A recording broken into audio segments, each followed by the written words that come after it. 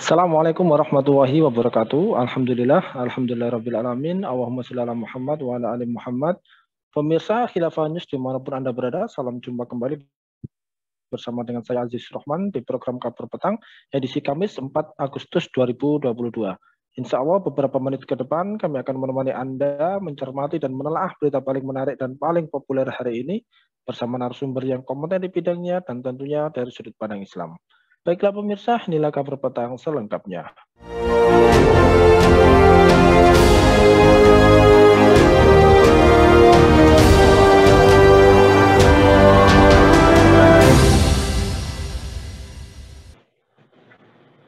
Pemirsa, cadangan minyak dan gas migas Indonesia dinilai tidak mencukupi untuk memenuhi kebutuhan energi dalam negeri sampai 10 tahun mendatang. Oleh karenanya, penemuan cadangan migas baru menjadi keharusan bagi Indonesia. Jika tidak, maka cadangan yang ada saat ini bakal habis kurang dari 10 tahun mendatang. Ketua Komisi 7 DPR RI, Sugeng Suparwoto mengatakan, saat ini cadangan minyak bumi Proven potensial Indonesia sebesar 4,17 miliar barel dan cadangan Proven sebesar 2,4 miliar barel. Menurut Sugeng, Indonesia memang memiliki 128 cekungan yang berisi endapan mineral, tetapi potensinya belum diketahui seberapa besar. Nah, pemirsa, bagaimanakah ketahanan energi Indonesia? Apakah politik energi Indonesia belum sustainable dan apakah liberalisasi migas menjadi akar masalah energi di Indonesia? Pemirsa, untuk membahasnya kami telah terhubung dengan Bung Lukman dari Forum Kajian Kebijakan Energi Indonesia atau 4K. Kita sapa dulu beliau. Assalamualaikum warahmatullahi wabarakatuh, Bung Lukman. Waalaikumsalam warahmatullahi wabarakatuh. Alhamdulillah, bagaimana nih kabarnya ini, Bung Lukman? Sehat, Bung? Alhamdulillah, sehat-sehat dan bahagia. Alhamdulillah, baik Bung. Ini kan dikatakan bahwa Indonesia kondisinya seperti itu ya terkait dengan energi. Nah, menurut Anda ini Bung Lukman, bagaimanakah perencanaan energi Indonesia saat ini dan 50 tahun ke depan? Apakah berpotensi terjadinya kesalahan yang sama dan terjadi krisis energi sebagaimana di Eropa atau seperti apa ini menurut Anda? Ya, baik.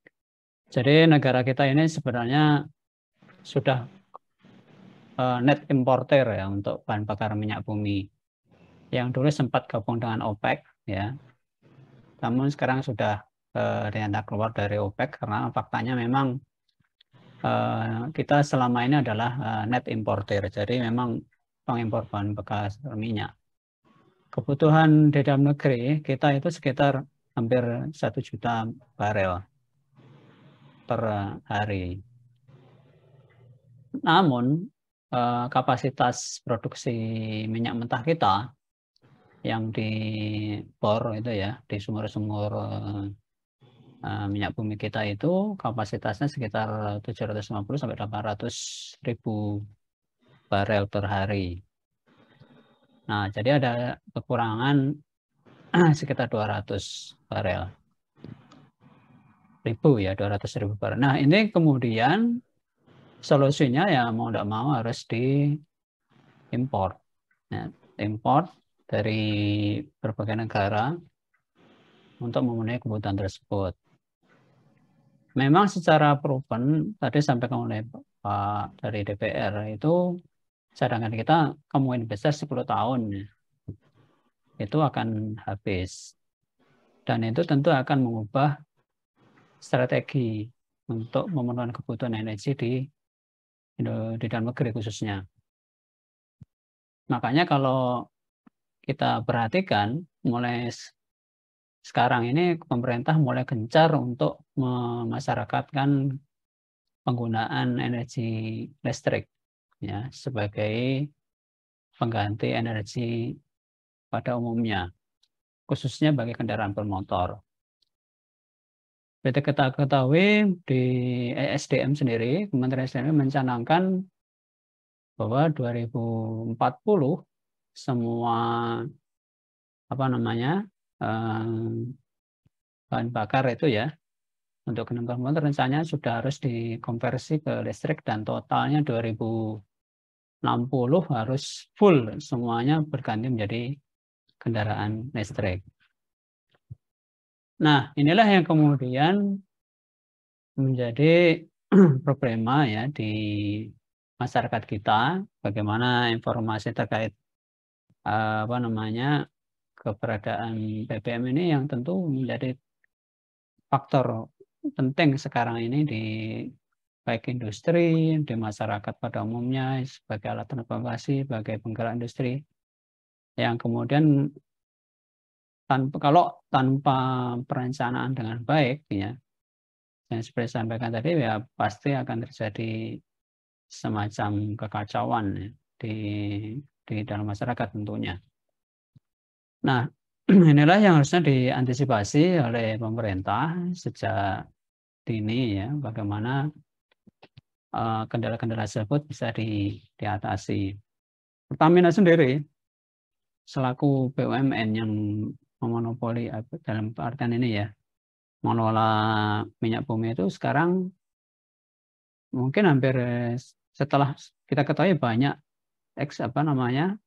para pengusaha asing itu beberapa itu sudah angkat kaki dari proses pengeboran seperti Total ya, kemudian kendala Chevron itu sudah banyak menyerahkan sumber-sumber ladangnya ke Pertamina untuk dieksplorasi Pertamina sendiri. Tapi itu pun kemampuannya sudah sangat terbatas.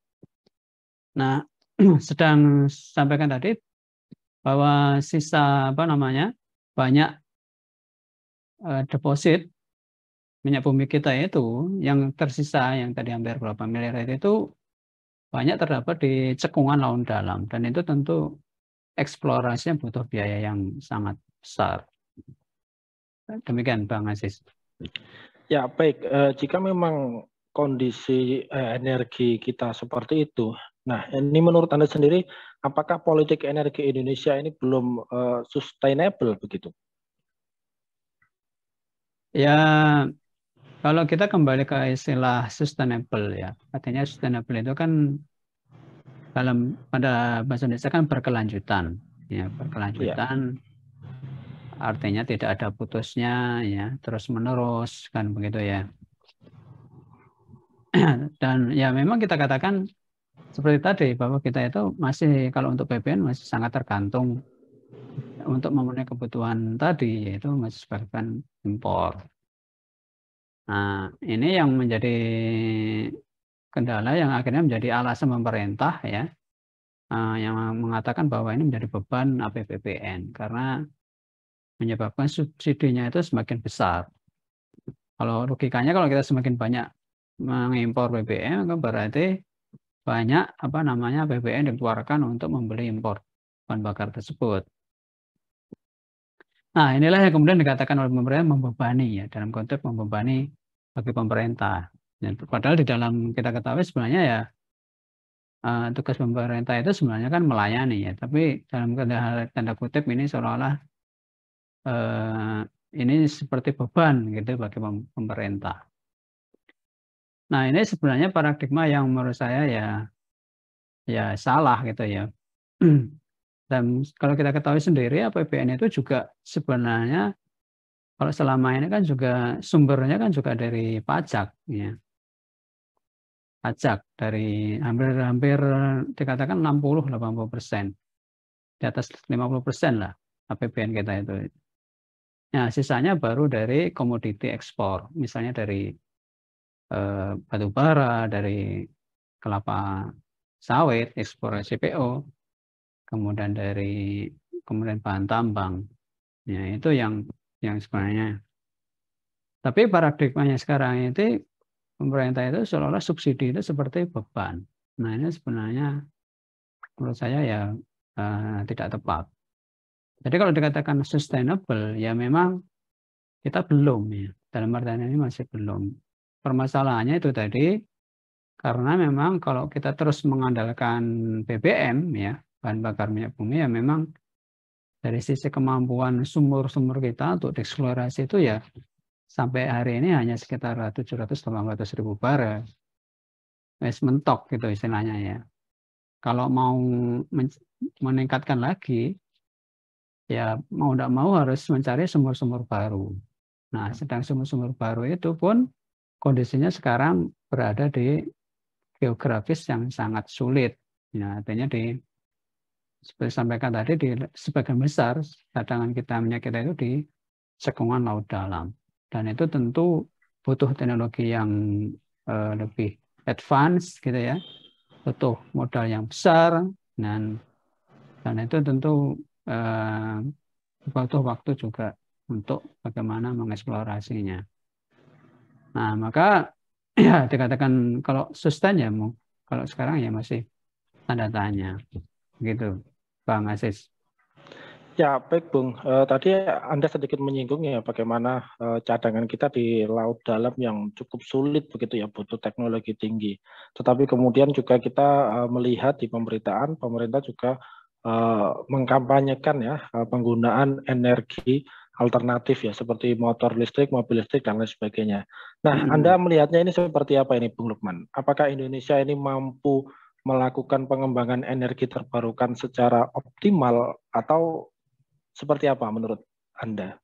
Iya.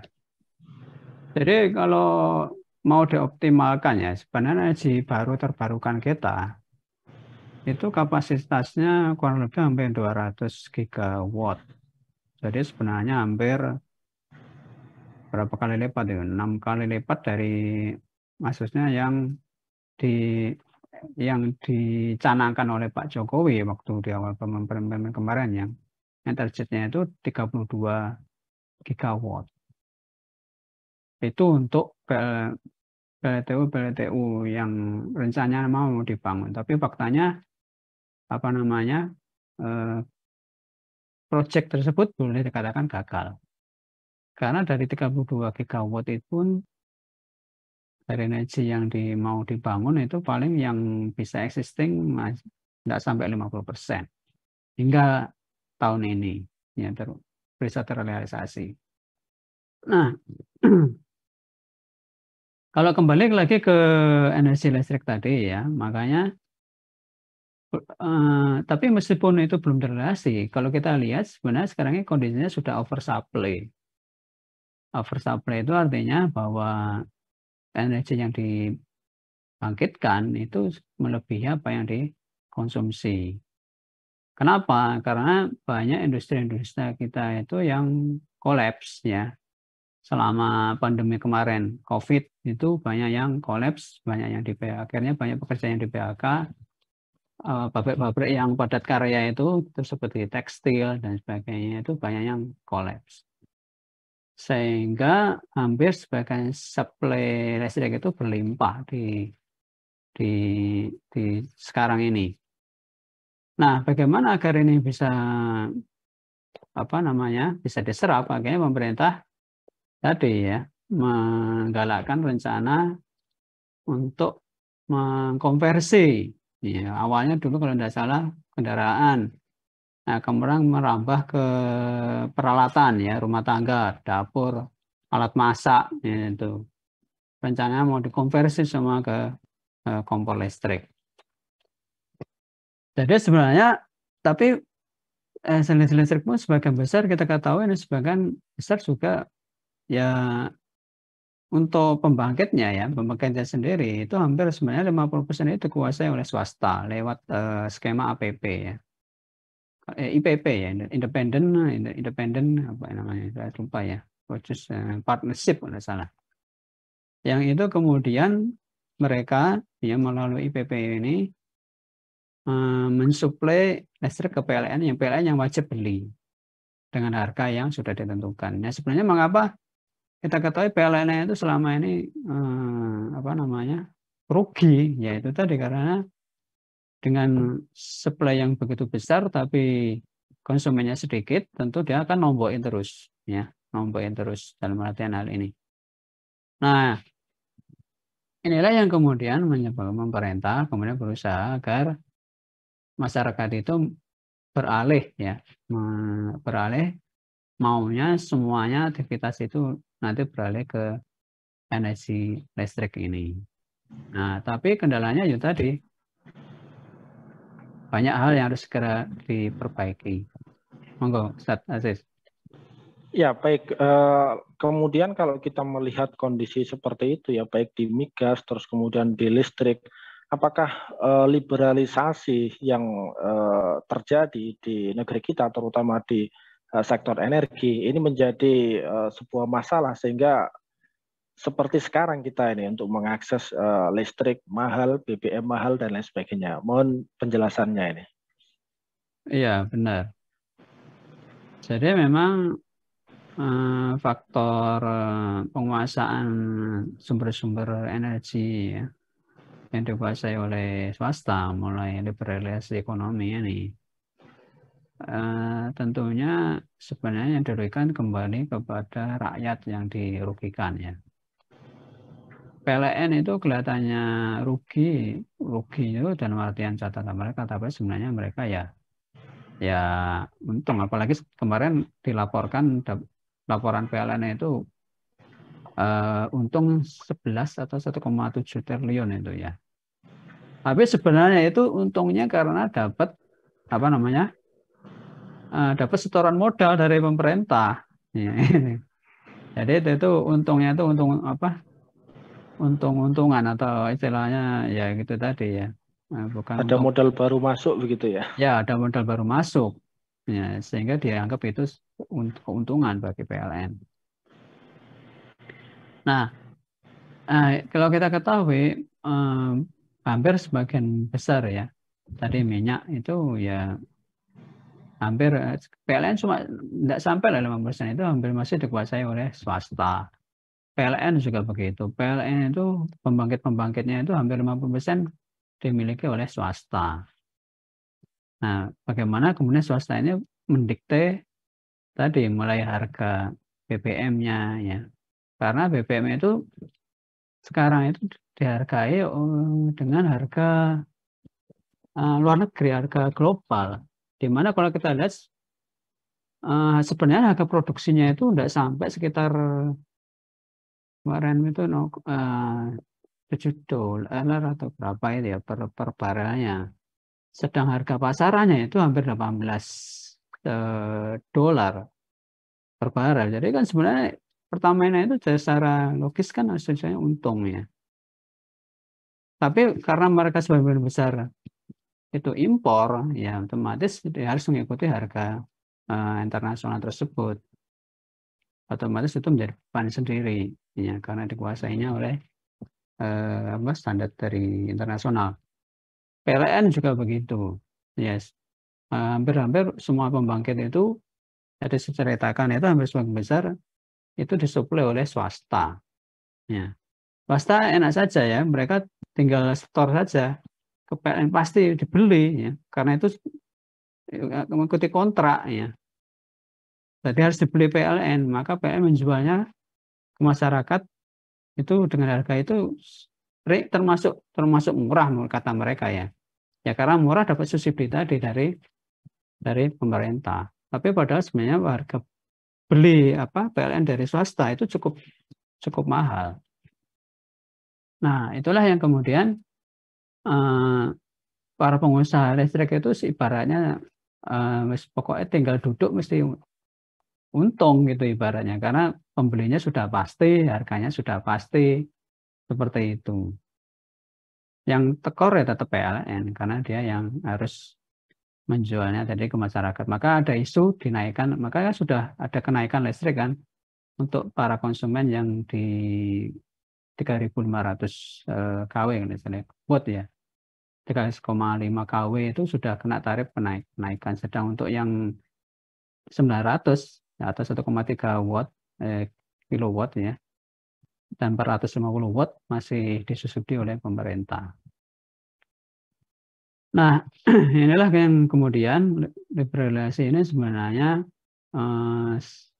mendikte gitu ya, mendikte atas kebijakan pemerintah. Seolah-olah pemerintah itu dalam hal ini tidak berkutik dengan hegemoni dari para kapitalis global ini khususnya.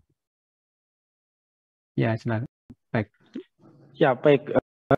Melihat kondisi sedemikian rupa ya, ada liberalisasi bahkan dari hulu sampai ke hilir dengan fakta dan data yang seperti itu. Menurut Anda sendiri solusi yang bisa kita berikan untuk negeri ini seperti apa? Apakah negeri ini membutuhkan sebuah opsi perubahan sistemik secara ekonomi dan kebijakan politik, atau seperti apa ini agar permasalahan ini bisa terselesaikan begitu? Ya, jadi sebenarnya ini sudah lama ya, problem ini sudah lama. Ya, menahun lah ya, karena kalau kanker itu sudah menahun. Jadi mengakar, menggurita kemana-mana. Jadi yang disebabkan oleh sistem kapitalis liberal tadi yang sudah mencengkeram kita puluhan tahun. Ya, dan faktanya di mana-mana namanya kapitalis itu ya kalau kita lihat ya sebenarnya pasti yang dirugikan itu tetap rakyat kecil ya. Dalam hal ini adalah rakyat sendiri yang merasakan. Nah, tentunya boleh dibilang gagal lah itu ya untuk mesejahterakan masyarakat itu boleh dikatakan adalah sistem liberal itu gagal. Makanya kalau kita perhatikan yang miskin ya tetap semakin miskin ya dengan adanya kenaikan BBM ya, kenaikan tarif dasar listrik, tentu yang miskin tambah miskin. Dia pendapatannya segitu tapi pengeluarannya lebih banyak karena kenaikan listrik. Sedang yang kaya kan tambah kaya. Ya kan? Dia kapitalnya kan semakin besar. Dia menyedot semua sumber daya ya di masyarakat itu. Dan nah, tentunya ini problem yang sistematik, problemnya sistematik. Nah, sudah mendarah daging. Nah, cuma mungkin sayangnya banyak orang itu yang merasa baik-baik saja. Nah, itu yang aneh ya. Nah, faktanya yang begitu nyata, ya cuma banyak orang itu melihat bahwa negara kita itu baik-baik saja. Intelektual pun begitu, para anggota legislatif pun merasa begitu. Para tokoh itu ya banyak yang masih merasa baik-baik saja. Nah, ini ibaratnya gitu kita sakit ya, tapi merasa sehat. Nah, ini yang harus makanya ini perlu disadarkan pada masyarakat bahwa kita itu sekarang itu sedang sakit. Nah, ini harusnya disadarkan ya di masyarakat kita bagaimana kondisi kita itu sebenarnya bahwa kita itu sedang tidak baik-baik saja. Yang tentu harus dilakukan perubahan secara fundamental, secara mendasar. Karena ini sistemik, maka perubahannya juga harus secara sistemik. Itu Bang Aziz. Ya, baik. Kalau kita bicara fundamental, kemudian sistemik, kita juga mengetahui ya masyarakat kita mayoritas Muslim. Apakah ada Islam memberikan solusi terkait dengan problem atau permasalahan ini menurut Anda, Bung Lukman? Ya, baik. Kita ya itulah Indonesia itu sebagian besar beragama Islam, kaum muslimin. Ya tentunya sudah lama dinina-bobokkan ya oleh aturan kapitalis liberal ini sehingga mereka tidak sadar bahwa dalam Islam itu ternyata juga ada sistem yang mengatur masalah tentang tadi ya penguasaan sumber daya, pengaturan ekonomi dan sebagainya. Cuma sayangnya banyak yang tidak tahu atau belum tahu ya, atau mungkin sudah tahu tapi tidak tahu menahu. Nah ini yang harus diselesaikan. Di dalam Islam kita ketahui bahwa